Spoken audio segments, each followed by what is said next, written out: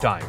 The question then is, why are we the taxpayers being fleeced because politicians cannot see eye to eye? The total amount of money that's been wasted in just this one session of Parliament is over 150 crores. The Congress wants Rahul Gandhi's disqualification quashed. The BJP wants Rahul Gandhi to apologize because of the comments that he made abroad. And caught in between these two political affiliations and these two political extremes are we, the people of India.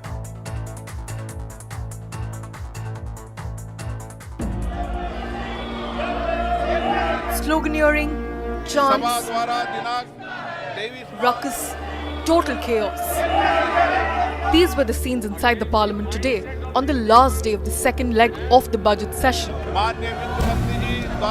Disruptions in Parliament are not new, but perhaps this was the first time when the blame was squarely on both sides of the aisle. Opposition continued demanding a joint parliamentary committee on the Adani issue, skipped the courtesy meet called by the Speaker and staged a Tiranga Yatra from Parliament. While the BJP remained adamant on their demand of apology from Congress leader Rahul Gandhi for his remark on Savarkar and the OBC community.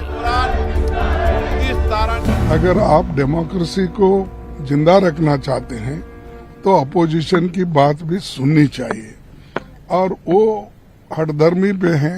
आखिरी दिन को भी कांग्रेस और उनके साथियों ने बहुत गलत तरीके से डिस्टर्ब किया, हाउस को चलने नहीं दिया, काले कपड़े पहन करके संसद का फिर से अपमान किया। The session may not have been a complete washout. It did give its nod to the budget. A total of 38 bills were introduced. 28 bills were passed since the first session of the 17th Lok Sabha. Fewer than 10 bills have been introduced or passed in each of the last 4 consecutive sessions. So, the 17th Lok Sabha is unlikely to sit for more than 331 days, which could make it the shortest full-term Lok Sabha since 1952. Today, Prime Minister Narendra Modi addressed the party workers on the occasion of BJP Foundation Day and launched a scathing attack on Congress, calling it a corrupt party, and once again set the tone for 2024. Targeting opposition parties, the PM said the party is in power since independence, had not given up the colonial mindset and continue to treat people as slaves. दशक से हिंसा से जूझ रहे जम्मू कश्मीर और north east में शांति का सूरज उगेगा कि आर्टिकल 370 कभी इतिहास हो जाएगा। जो काम दशकों तक सरकार चलाने वाले नहीं कर सके, वो काम भाजपा सरकार कैसे कर रही है। Productivity in Lok Sabha has been as low as 33%, in Rajya Sabha just 24%. Out of the stipulated minimum 150 hours, the houses have functioned only for 46 and 32 hours respectively. Please be in our chair. Let us allow the Time spent on legislation was an abysmal half hour, and money loss stands at approximately 160 crore. The time lost is over 111 hours. So, as politics took precedence over policy, who's responsible for wasting taxpayer money? Bureau Report, CNN News 18. So in this entire session, just one bill was passed, and that too by the Lok Sabha. The Rajya Sabha passed 0 bills. 166 crores is the money that's gone down the drain because of this colossal waste called Parliament, because there is absolutely no functioning of it. Let me now go across to our guests who are joining us from all sides of the aisle. Rakesh Sinha, BJP Member of Parliament; Rohan Gupta, Congress spokesperson; Amar Patnaik is Member of Parliament from the Biju Janata Dal; Kalanidhi Veeraswamy is a Member of Parliament from the DMK. Rakesh Sinha, let me start with you, Professor, because, you know, the business of running the House, or at least the onus of running the House, is on the government. And the point is that the government, yes, this is a piquant situation for much of the session where we saw government representatives, treasury benches holding up both houses of parliament asking for Mr. Rahul Gandhi to apologize. And then in the subsequent latter half of this session, we had Congress members holding up the both houses of parliament saying, one, Adani JPC, and B, that Mr. Gandhi's disqualification be revoked by the Lok Sabha. The point is that at the end of the day, just one bill got passed in a session that lasted a month and a half, and 166 crores of taxpayer money has been wasted. Who is responsible for this? You know, there is a business advisory committee which decides the schedule of the session. And that business advisory committee, where opposition parties members are also there, they decide, they allocated time for discussion on budget and other bills. The times have been allocated. But instead of having discussion on that, the opposition parties started doing something which is undesirable in parliamentary democracy. When you are disrupting the question hour, when you are disrupting the 0 hour, in fact question hours and 0 hour are meant for the members, not for the government. This fixes the accountability of the government. When we raise the question of 0 hour, even as a member of the Treasury bench, I raised so many questions, so many supplementary questions. Sometimes ministers embarrasses. This is the functioning of the parliamentary democracy, and you are killing that. And you are demanding something where the clarification came from the institutions.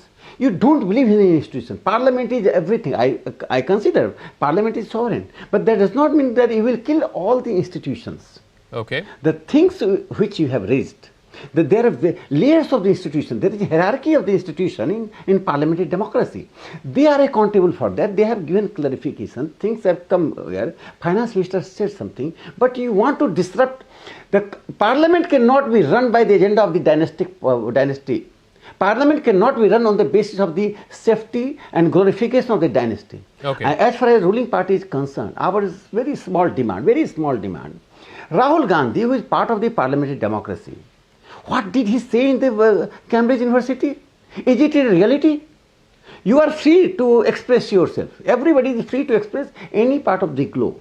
But you are saying something which is like undoing the parliamentary democracy. Nobody can tolerate. Okay. Degrading the country, degrading the democratic tradition of the country. The moment when Prime Minister declared India is the oldest home of democracy, at the same juncture we went there to say that there is no democracy in India. Every time, this time also the Congress representative will abuse the Prime Minister. Okay. Will do everything which is not expected.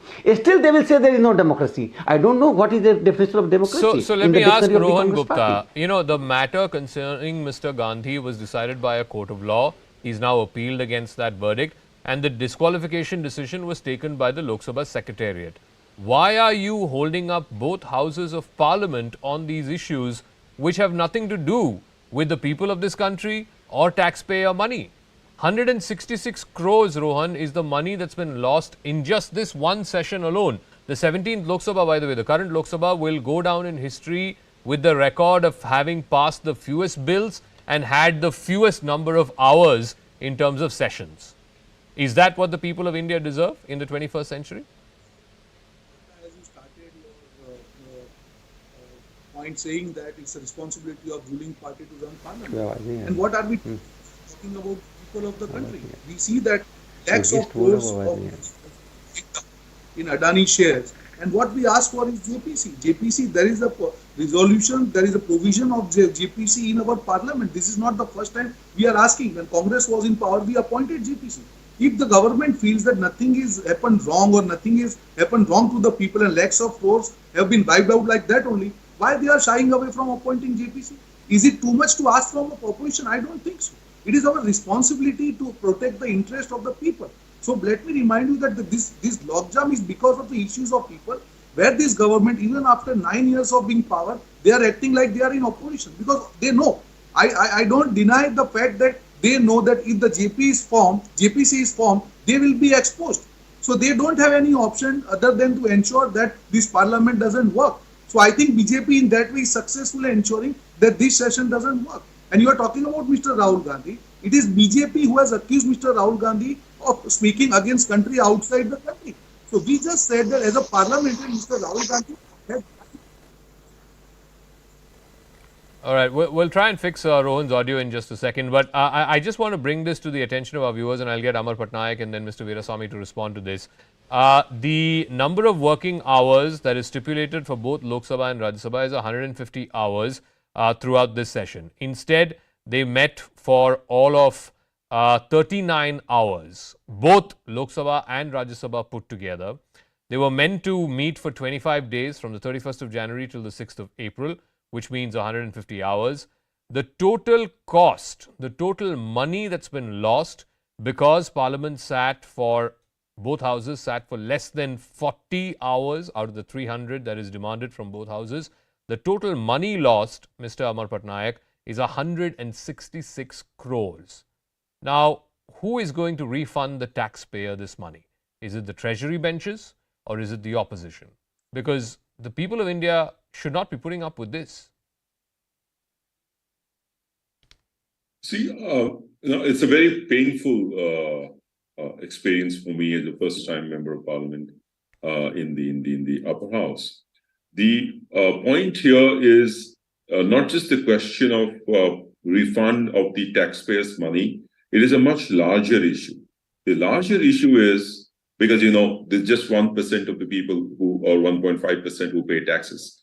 What is more important is that 140, crore people are watching this temple of democracy and seeing and expect to see democracy in full flow or democracy in being enacted. Now, this is where we have. I'm going beyond party lines to say that as members of Parliament, we have to realize that we are answerable to each one of these 140 crore people. Now, what is their expectation from their representative? To see that their issues are raised, to see that their demands are met, to see what is the response of the legislature to their concerns, the concerns that plague them right from, let's say, probably food, shelter, security, and many other things. Okay. Now, there are many issues of national interest also, which also have to be discussed. I don't really understand why only 2 or 3 issues, which are probably central to some of the larger parties, fail to understand that there are smaller parties representing states and their interests. Some of the states which are very poor, which they look up to the center for allocation. They look up to the center for additional resources. They look up to the center for money which has probably not been given to them under various schemes. They look up to the center to discuss issues relating to inflation, to probably, farmers looking up to see, like from in my state, waiting to see what would be center's response to procurement of their hard-earned, procurement of their, the toil that has gone into paddy production. So I think it is much beyond taxpayers' money. It is actually what we are giving to 140 crore people of this country as one of the largest democracy, as the largest democracy in the world, and how we are making democracy function. Are people to have faith on the system, on the democracy itself, or are they going to lose faith on the system itself? So let me ask Kalanidhi Veerasamy. This is from PRS, the Parliamentary Research Services. Only one bill, Mr. Veerasamy, the Competition Amendment Bill of 2022 was passed during this session. Of course, the Finance and Appropriation Bills were passed as well. Since the first session of this current Lok Sabha, the 17th Lok Sabha, a total of 38 bills were introduced and 28 were passed. The number of bills introduced and passed has declined. Fewer than 10 bills have been introduced or passed in each of the last 4 consecutive sessions. In fact, the current Lok Sabha, the 17th Lok Sabha, could end up being the shortest full-term Lok Sabha since 1952. Do you think that that's what the people of India voted for? And yes, a bulk of that responsibility is on the treasury branches. I'm not taking that away. But you guys were elected too. The opposition still has today more than 200 members of parliament in Lok Sabha alone. It's not like the people of India did not vote for them. Did they vote for having the shortest tenure session of parliament in the history of this country since 1952? Shall I respond? Yes, sir. Hello, can you hear me? Yes, Mr. Veerasamy, go ahead. Yeah.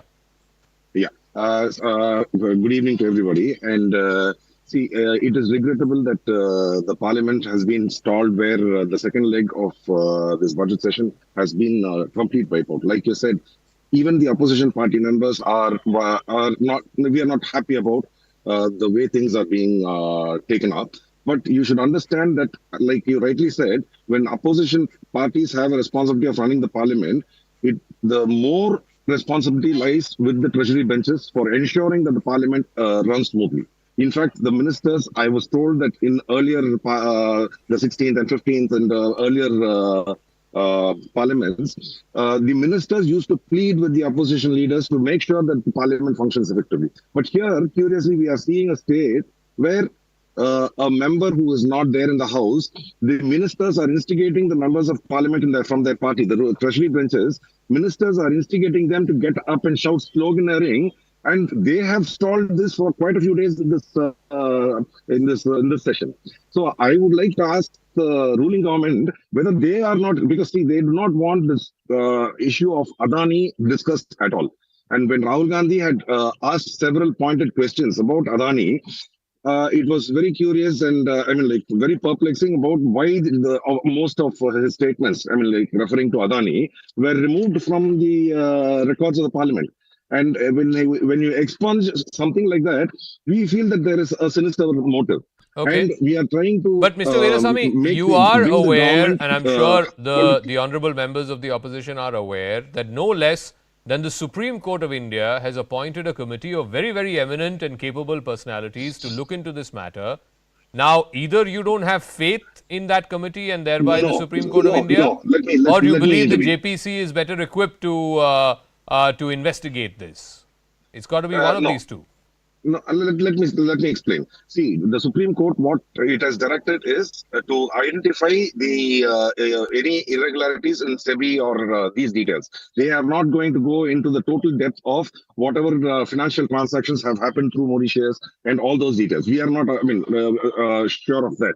And you have to understand that be it the Congress government or even Vajpayee government, when the opposition has raised an issue where everybody concerned, see, this has been going on for the last 3 years, and till the Hindenburg report came out, most of the people were only talking about this in Parliament, but now it has become where everybody is aware of what is happening. Okay. And in fact, there are a lot of questions let me ask, about the Directorate of Revenue Intelligence. They had. It comes back to this one moot issue which the opposition says the government is reluctant to address or reluctant to, fundamentally it boils down to the Adani issue. Now, the point is, leave aside, Professor Sinha, what the Supreme Court has ordered. What the opposition is asking is, what is the reluctance and why is there this grave reluctance by the government to constitute a JPC? When UPA was in power, you wanted JPC for 2G, there was a JPC for 2G. You wanted JPC for the Commonwealth Games, there was a JPC for the Commonwealth Games. Even for the Bofors. You go back all the way to the 1980s and Bofors also had a JPC. Why is the government loath to having a JPC on the Adani matter? No, I think you can pick up any matter from the planet and can say that there can be JPC. Then never Parliament can function. It can never function. Because here is two fundamental things. Let me complete. When the issue has been raised, the government responded, but the opposition considered that everything should come from Prime Minister. If there is any communal right, Prime Minister should give a statement. You see, right from 2014, anti-Modism is so much ingrained in the opposition parties and their intellectuals. They are not ready to accept the mandate of the people. It is not the question of Adani and the JPC. You see what happened in 2014. There was no Adani. There was no question of JPC. People came on the road in the street to return the awards. Award Vapsi gang. What happened then? Modi ji had not done anything. He started Jan Dhan scheme that time. Was Jan Dhan wrong? Question is that when India is emerging, there is a G20 in this country. India is heading G20. What impression you are giving to the world? In fact, I am seriously telling you that for the first time, In the history of independent India, there is a very visible alliance and healthy alliance between some metropolitan forces sitting in Paris, New York, London, who believe balkanization of India. If not balkanization, then weakening the India. They don't digest the emergence of Prime Minister Modi in the league of Putin, Biden, Morrison, and Macron. They believe that Indian Prime Minister should remain behind these big leaders. Prime Minister is setting agenda on climate. Prime Minister is setting agenda on the health. Prime Minister is setting agenda on the economic issues. G20, G7, India has been invited. All these things achievements. So Rohan Gupta, if there is a, suppose, Rohan Gupta, I consider the position. Can I just let me complete. Just give me 10 seconds. 10 seconds. Okay. Give me 10 seconds. Just let me. Suppose I for a second I consider the position is right. Is it genuine that you are disrupting the question hour, 0 hour? I more than thousands of crore or hundreds of crore rupees of taxpayer. It is we prepared our question, representing different sections of the people, migrant workers, tribal, Dalits, and the marginalized people. Knowing that's a fair point. So let me ask that to Rohan Gupta. It's okay to disrupt the normal sessions of Parliament, but question hour and 0 hour, which is not a government or opposition thing, it's meant for all members of Parliament who represent their constituents to ask questions of the government. Even ruling party MPs ask questions of the government. The track record, in fact the statistics, the data I have with me, for the Lok Sabha this session, the question hour, the amount of time that has been spent on question hour is 19%. For the Rajya Sabha, which Professor Sinha is a member of, the amount of time spent on question hour is 9%, less than 10%. So, Rohan, what sense does that make? I mean, it's in the opposition's interest, in the members of the opposition, their interest to corner the government on these questions during question hour. By disrupting question hour and 0 hour, you are only, making your own case difficult, your own life difficult, and that of your constituents difficult. Yes, sir. Thank you, sir. Rohan. You can't be selective about as I started in the statement, why this government is afraid of JPC? It's very simple. If something has happened in the economy, we can see that shares of particular group has gone down drastically by 50 to 60%. Lakhs and crores of rupees of the common people have gone down, have been washed away overnight. Don't you feel that is a matter of concern for the whole country? Don't you feel that is a matter of concern of more than 120 crore people? And if this government, our only request is JPC. They are talking about 0 hour, they are talking about question hour, but why not the whole parliament? Had they appointed JPC, the parliament would have been done. It's all about the arrogance of BJP because they are shying away, whether it is farmers issue, whether it is note ban, whether it is China issue, they will always shy away from JPC because they know if JPC is appointed, they will be exposed.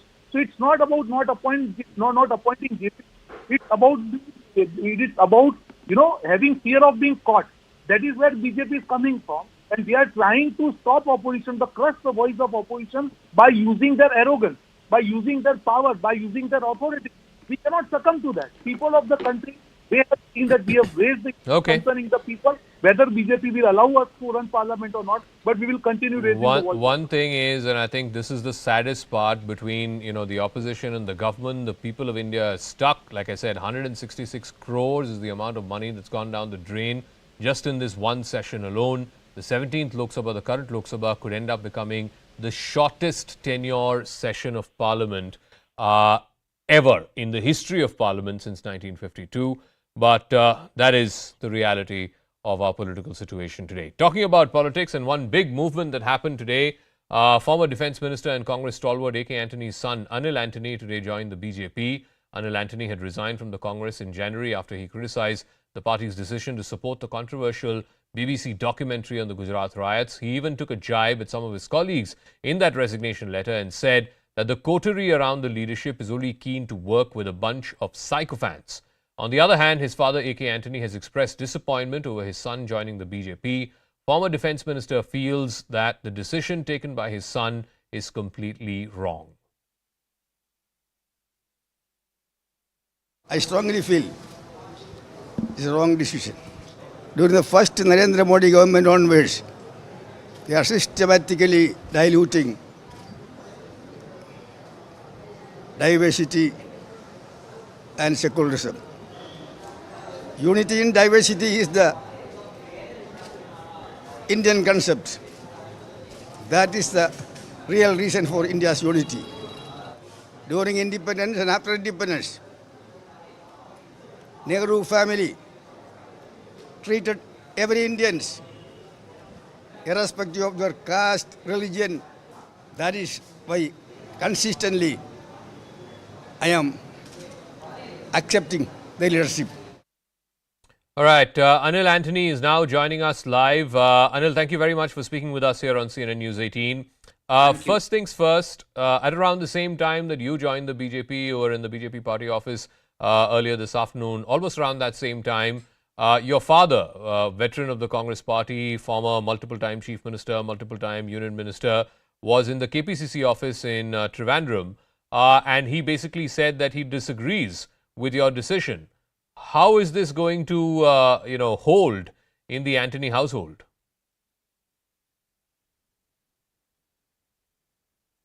See, my father is a person, I would say, along with my mother, I have the deepest of respect and love and regards for. This is not any personal animosity or a decision taken because of any personal difference in any manner. This is a difference of ideas and a difference in our perception of the trajectory of this country for the next decades. My father worked in the Congress party for almost 6+ decades, 5+ decades he was a parliamentarian. Now he has retired and he has moved back to Kerala. I believe that I represent a young India. India is the youngest country in the world. It's a country with almost 65% under 40, a median age of almost 27. I grew up in a Congress household, Congress family. All my life I have seen the Congress party. I was influenced quite a lot by a lot of Congress values and ideologies. However, I would say that this is not the Congress party I knew when I was growing up, nor is this a party this is not the Congress party that I knew even 5 years back. The current Congress party is a party that is placing the interest of 2 or 3 individuals over the interest of the broader interest of the country, core interest of the country. Mm-hmm. And this is not a party that appeals to young India in any manner. So can I press you on that? 2 things you said. One is the current Congress party is not what it used to be even 5 years ago. Please explain to our viewers what you mean by that. Why is it different from what it used to be before? And more importantly, when you say that the BJP is the party that is capable of leading young India over the next decades, why do you believe the Congress is incapable of doing so? See, again, it's a great question. And again, it's very easy to put things into a perspective. At one side, you have the Congress party, which has a glorious past and history, which has also played a role in this country's transformation. But you look at the last few years, you look at the last 2-3 years, there had been so many instances where the party has actually taken stances which is against this country's core interest. The party was very willing to align with forces and organizations that were blatantly targeting this country's sovereignty and integrity. You had some of your tallest leaders who are traveling outside and telling hostile forces that wants to weaken India to intervene in India because of many reasons, political reasons. And this is not something which I thought was the right thing to do. Mm-hmm. At the same time, in the other side, you have the party I joined today, the Bharatiya Janata Party. And you look at that party, the party is led by a Prime Minister who is undisputedly the most popular political leader in the country. I would even say he is the most popular global leader across the world, who actually has a very clear vision for this country. The party is not thinking of 2 years or 5 years or 10 years or 1 election cycle or 2 election cycles. The party is thinking of a generation. It is thinking of 20-25 years. It is thinking of the party is working with a very clear vision to transform this country into a developed country by 2047 from where we are. The party has a very clear vision to place India as one of the leading poles in an emerging multipolar world. The party actually has a very clear vision to bring social and economic mobility and social justice for every citizen in this country in an inclusive manner. And these are all very concrete policies that is happening with a lot of integration of technology, which is one of the areas where I have a lot of expertise and interest in. And you have all this happening in this side. And then the other side, you have an organization that is actually now, let's say, just focusing on individuals over interest, any kind of interest, national interest, public interest. Even, any, like, let's say you are just focusing on individuals and you are actually willing to compromise national interest or even bring your country down, tear your country down, tear everything that is good happening in this country. One final word. Political power anymore. So I want you. Let's say one final word, Anil. I want you to speak to your constituents. You come from a state and a part of the state which is dominated by minorities. You are a member of the minority community there as well. And something that your father said today as well, that he believes that only the Congress party can represent minorities or believes in secularism. How will you speak to your constituents in your state, from the part of the state that you come from the community that you come from, as to why they should open up to the BJP?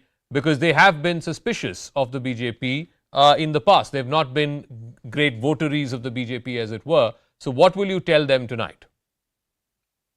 See, all these suspicions, first of all, I would say are just misconceptions, and I'm just looking at actual realities.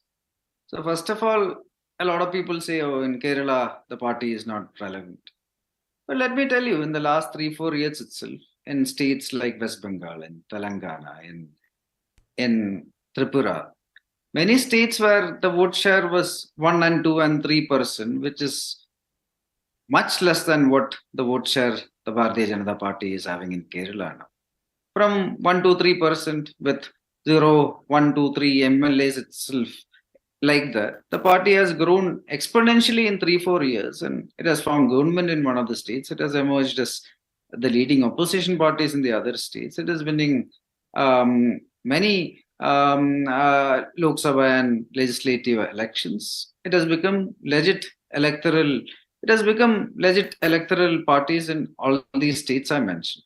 Now you look at Kerala, the state of the party is much better in Kerala, with double-digit vote base, with a strong leadership, with a strong cadre, strong state leadership, etc. in Kerala. Plus you speak about the minorities, but you saw what happened in Northeast. There are 7 northeastern states. You look at Goa, you look at 8 states, and all these are also states with a strong minority presence. And all these states overwhelmingly voted for the BJP. And in all these states, without exception, the NDA is the largest.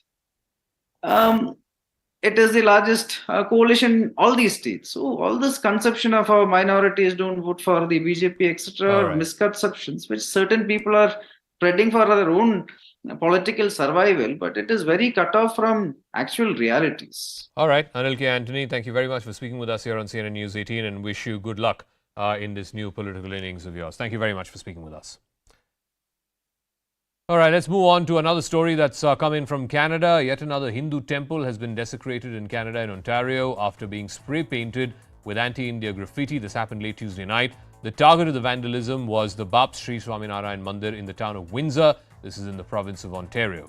Now, as seen in the past, such attacks, whether it is slogans against India, against Prime Minister Modi, this graffiti has been painted on the walls of this temple.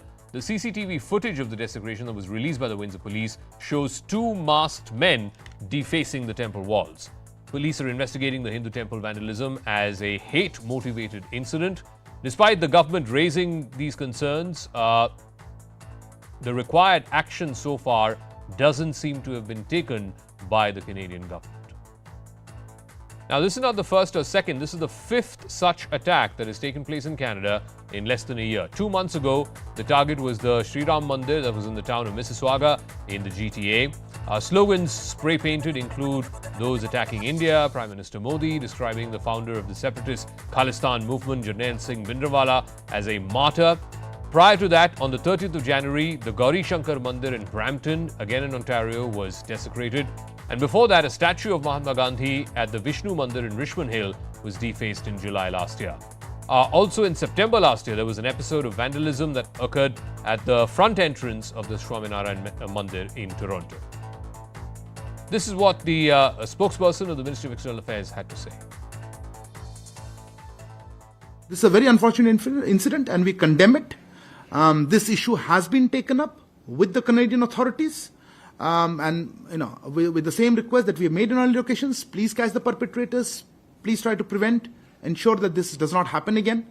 And I hope that Canadian authorities are able to take action on those lines. But certainly, yes, let me reiterate, we condemn it and it has been taken up with the Canadian authorities.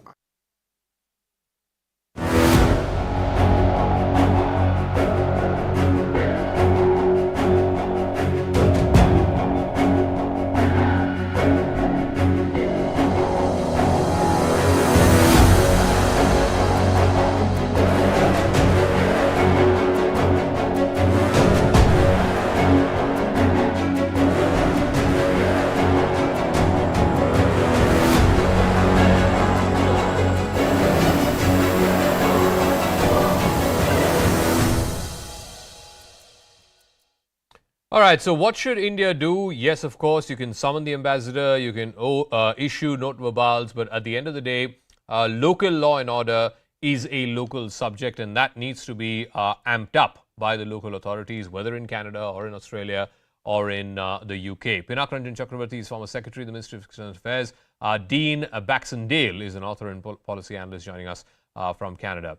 Pinak Ranjan Chakravarti, the last time this happened, I think it was in London.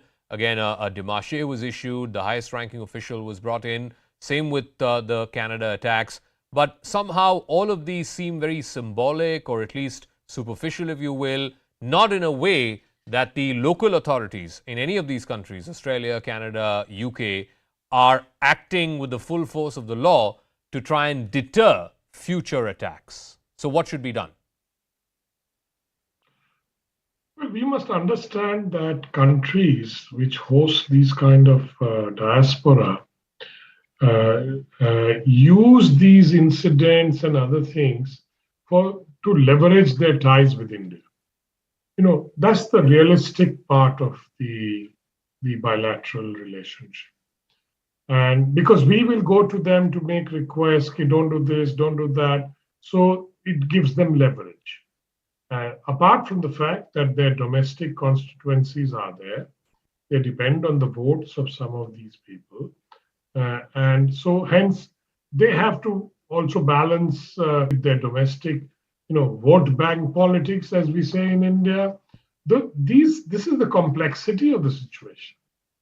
India has to slowly, I think, escalate the issue in the sense that we also have leverages, and if Canada needs something from India, then I think we can use that as a leverage. But then it depends on how much leverage you can develop. That's the point that in international politics and ties that one has to calculate. Okay. If you have enough leverage with Canada, they will listen to you. They have to. Okay, I'll come to what these tools of leverage are in just 1 second, but I want to bring in Dean Baxendale as well.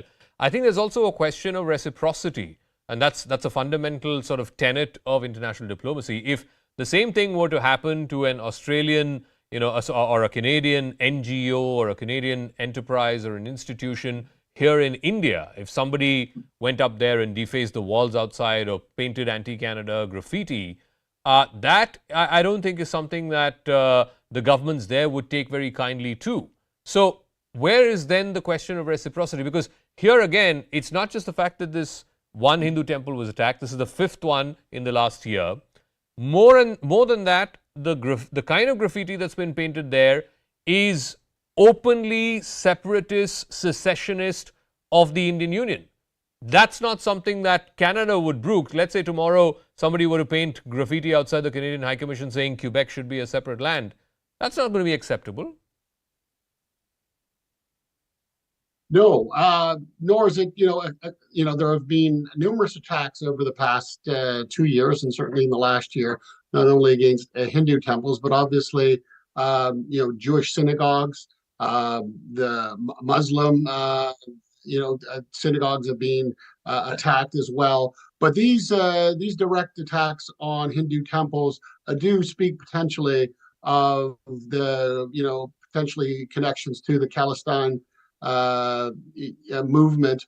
And quite frankly, as somebody who defends human rights around the world, I find this deplorable. The reaction, though, I will say this: I believe that the RCMP is certainly aware and tracks these types of incidents inside Canada as to what's going on in the bigger picture as to potential terrorist actions inside the country, and certainly isolating Hindus in this particular case. It's not something that, again, our government should respond to this. And obviously, there's local policing, there's provincial policing, and then there's the RCMP. And these jurisdictions right now fall under the local policing. And there needs to be a connection now between these kinds of acts and understanding that they're more than just somebody painting graffiti on a wall. And why is that understanding not happening? Because that understanding has to come from the top. It has to permeate down to the local police. Yes. And somehow that's just not happening, not just in the case of Canada, perhaps even in the case of Australia or the UK. One part of it, as Ambassador Pinak Chakravarti said, there are domestic compulsions, or there are domestic politics, and there are a lot of Indo-Canadians there, a lot of people from the Sikh community. There were politicians who pander to those baser instincts as well. But, at the end of the day, this is a law and order issue which needs to be dealt with the firm hand of the law. And that somehow is not happening.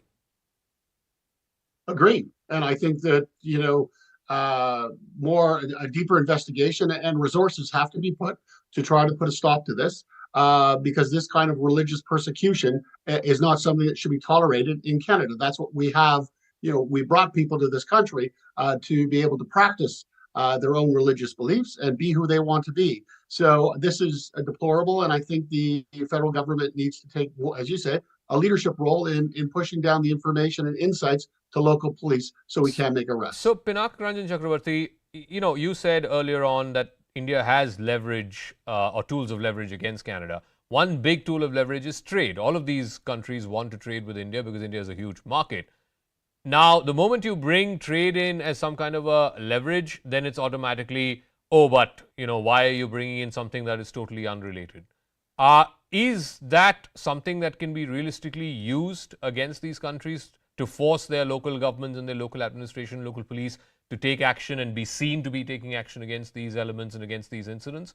Or should there be something reciprocal here in India? Like, for example, what happened with the UK mission a few weeks ago, where security outside the mission was removed. There are options available to the Indian government, and it is they who have to decide, going through, through some discussion process of analysis as to what reciprocal measures that we can take. Obviously, we don't normally retaliate in that sense. It is not the Indian way of doing things. But Canada has to realize that, of course, this whole problem of that just writing a graffiti on a wall is freedom of expression. This is what they feel that it is. Then what if it happens in India that there's people go and vandalize or do things on walls of different institutions, etc. We obviously don't encourage that, and we don't allow that to happen. But this is the problem, that these people have been given a certain amount of rope to do these things, and this obviously irritates the Indian government. Mm-hmm. It creates a very bad image for Canada, that this is a country, but then Canada feels that there are that these are immigrants, etc. We are a country which encourages immigrants. India is a major provider of immigrants, etc. That's the other side, flip side of the coin. Okay. So they think that's a leverage for them because Indians want to go there, etc. So this is a complex situation. I don't think trade is, you can retaliate just on trade or anything. Yeah. Correct. But there are other avenues that we can do. I don't want to spell them out because that is in the realm of government's decision. But I know what things we can do, and when I was in government, we have done it. So let's wait and see how the government decides or sort of sets out the agenda. All right, Pinak Ranjan Chakravarti, Dean Baxendale, thank you very much, gentlemen, for joining us. Let's see how this story plays out between the governments of India and Canada. But like I said, local action needs to be taken and needs to be seen to be taken. Talking about local action, there's some dramatic stuff happening out of the Taiwan Straits. The alarm bells are blaring once again. China is raising the specter of war. In Fujian, the Maritime Security Administration has begun a 3-day naval drill. They're calling this a special joint patrol operation. The so-called inspection covers the central and northern parts of Taiwan Straits and also attempts at a broad Chinese ship invasion, if you will. According to the Maritime Safety Patrol Authority, in southeastern China, this operation also includes on-site inspections of direct cargo ships and construction vessels. There's also a video that's now surfaced online affiliated to the China Media Group. It's known as the CMG. It shows a maritime law enforcement fleet led by a patrol and rescue vessel, Haisyun 6. The massive cargo ship was patrolling in central and northern waters of the Taiwan Straits. And this is just on the first day of the operation. The Chinese officers conducted a pre-departure check on a cross-strait cargo ship berthing at the Jingjing Wharf in Pingtan. It's the mainland's closest point to Taiwan. The Maritime Ports Bureau of Taiwan's Transport Ministry released a statement late this evening saying that it has strongly protested against this action with China. And all of this tension is because Taiwan's president has had a meeting in the U.S.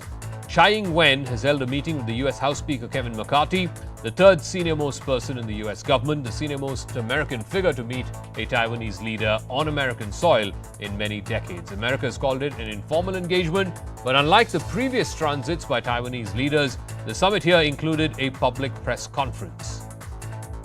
But China is upset not just with the meeting. The Taiwanese president has formally asked for more American weapons. The United States plans to quadruple the number of U.S. troops stationed in Taiwan from 30 to between 100 and 200.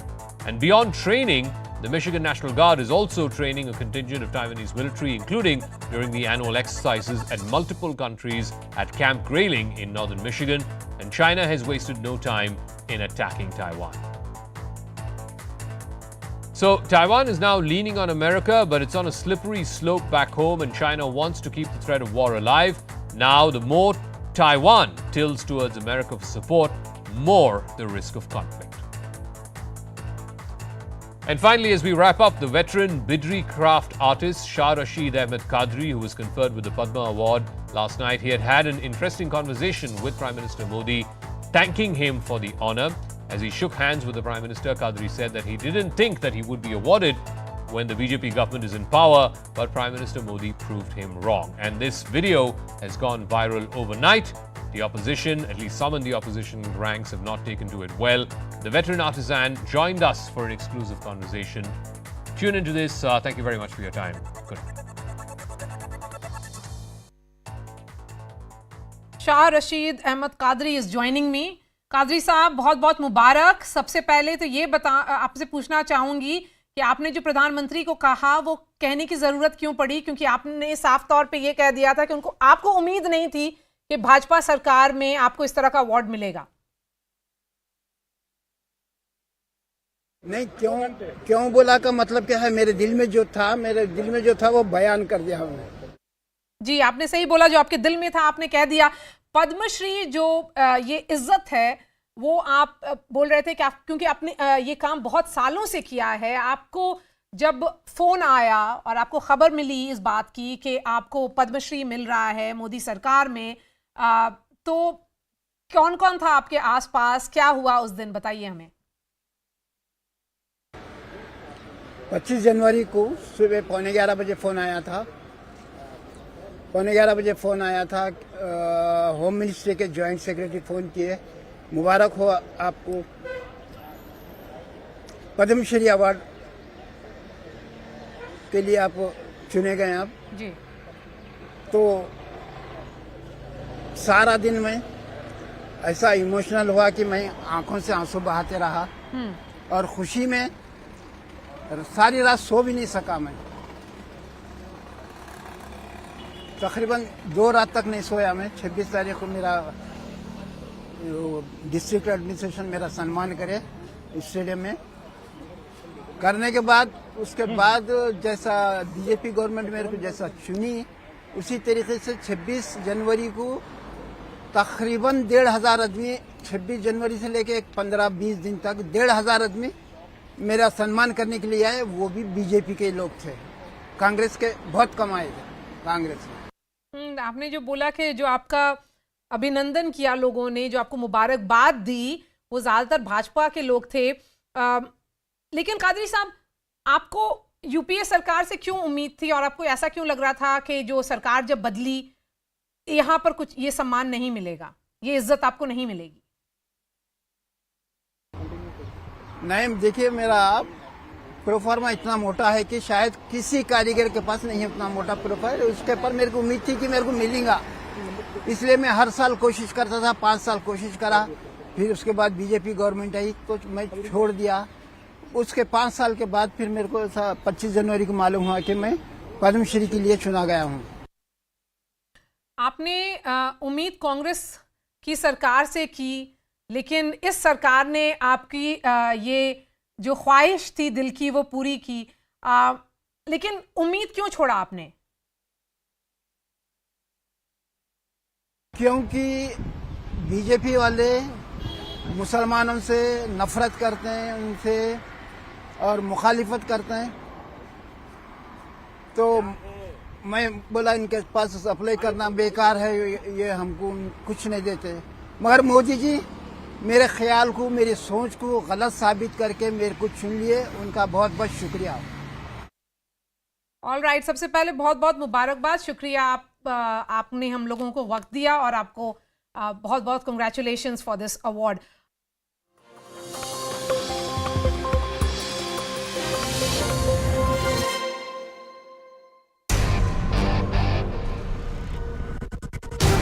This is a big announcement for us right here on CNN News 18. A historic feat for our channel, a historic week for our channel, as 50 weeks of news dominance. It's not just on linear television that CNN News 18 is number 1. We are number 1 today on YouTube, number 1 on Facebook, and number 1 on the BARC TRP ratings for linear television. The team that is bringing this together is a very, very young team. I think it's the fruit of the effort that we have put in. The way different people in this young team stepped up when the challenge presented itself or when the opportunity presented itself, I think that was incredible. We want to thank all our viewers because I don't think we could have achieved this without your support, your love, and your commitment to the kind of journalism, the kind of news stories that we put out there.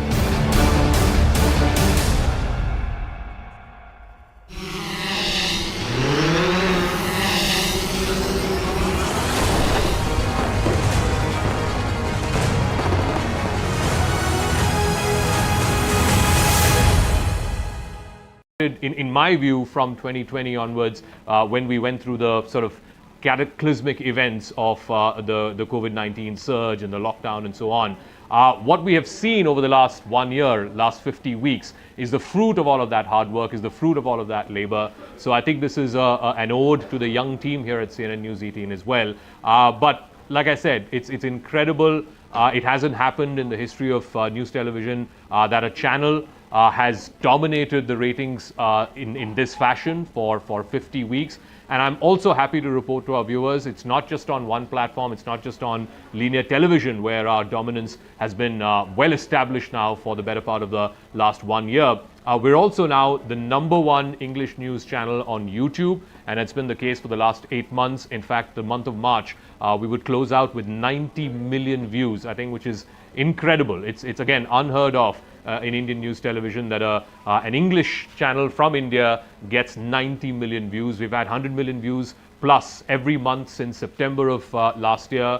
We're again #1 on Facebook. I think last month we closed out at 135 million views on Facebook. So again, I come back to that point. So we're number one across platforms, whether it is television, whether it is YouTube, whether it is Facebook. And I think, this is an incredible achievement. And like I said, an ode to the young team here that is toiling away day in and day out. It couldn't have been possible without them. And once again, I want to really, really thank all our viewers. We had a big event last week, Rising India, and even just anecdotally, people who came up to me or came up to some of our senior editors and faces, and they were speaking. And the one sort of constant thing that you always heard was, I like watching your channel because you guys don't shout. So I think that's become a bit of an identity, if you will. And again, once again, thank you, viewers. We couldn't have done this without you. I think it's an incredible achievement. Thank you very much from the bottom of my heart and on behalf of everyone here at Team CNN News 18. We hope your love and support and affection continues for the next 50, maybe the next 100 weeks. As they say in cricketing terms, this is just a half century. Abhi century to baki hai. Zakha, over the last few years, we've also seen a lot of skepticism towards the rating system itself. So I wanted to ask you to break down for our audiences what that number lead actually means. We're showing our audiences 34.8, I believe, on the ticker below. Can you tell us more about what those numbers mean? Oh, it's been incredible. I mean, over the last, like I said, 50 weeks, the dominance of CNN News 18 on any metric that you take of the BARC ratings has been so clear that I think whether it is the advertisers, whether it is the industry, whether it is just viewers who are watching, I think it's very, very clear to everyone that middle of the road, sober, sane, not hyperventilating news, not partisan news, there is a huge market for it. And I think that is the greatest lesson that we've all learned over the last 1 year, that you don't have to shout from the rooftops, you don't have to beat your chest, you don't have to, wag your finger, as it were. And most of all, you don't have to, put your guests in little boxes and hector them. Really, I think that is the biggest learning for all of us, that there is a huge audience out there which is validating, which is consuming this, and which is happy to partake in this kind of sober, middle of the road news delivery and style and editorial balance, if you will.